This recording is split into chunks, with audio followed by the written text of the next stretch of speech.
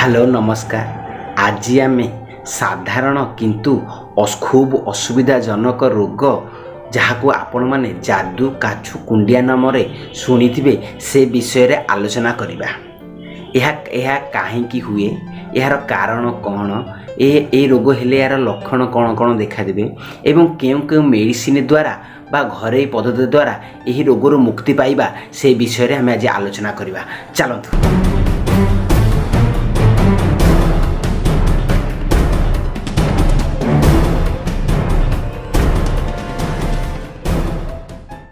नमस्कार, मु चंदन बारिक स्वागत करछि आपन को द बारिका बाबू चैनल को।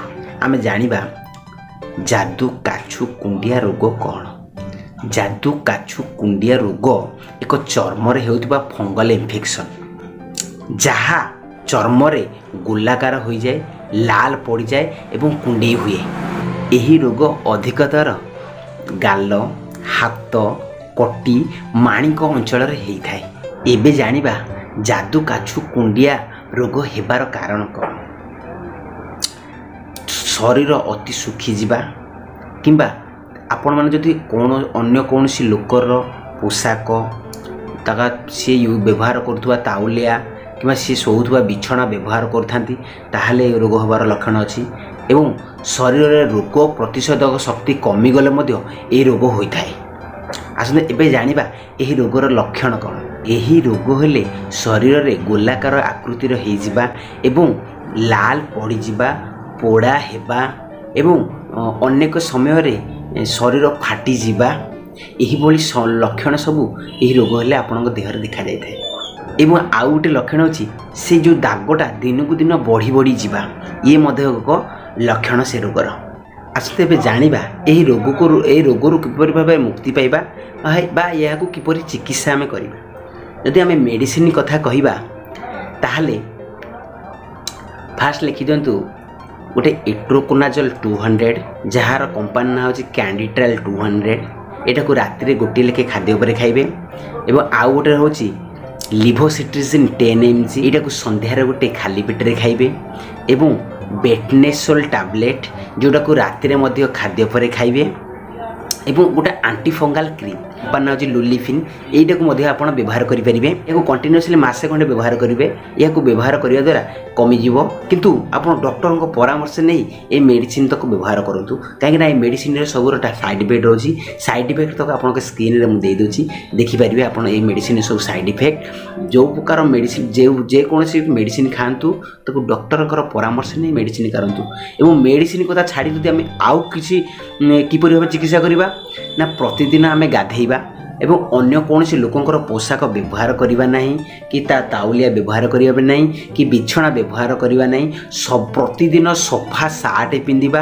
जदि आम से सार्ट को बारंबार पिंधिबा झाड़ लागिबो, झाड़ लागिबा द्वारा पुणी इन्फेक्शन हबो, इन्फेक्शन होई पुणी से रोग बाहरिबो। सेतिपई सब बेले सफा थिबा पोशाक पिंधिबे, डेली माने सफा करथुवा पोशाक पिंधिबे।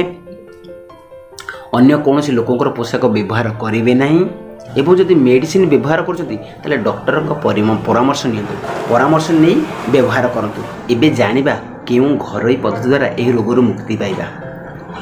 घरोई पद्धति कथा कहया गले प्रतिदिन आमे निम्बो पानी रे गाधेइबा एवं हळदी नड़िया तेल मिश्रण करी से जगार लगेइबा, ताहले किछिटा एतरु उपशम पाई परिबे आपण।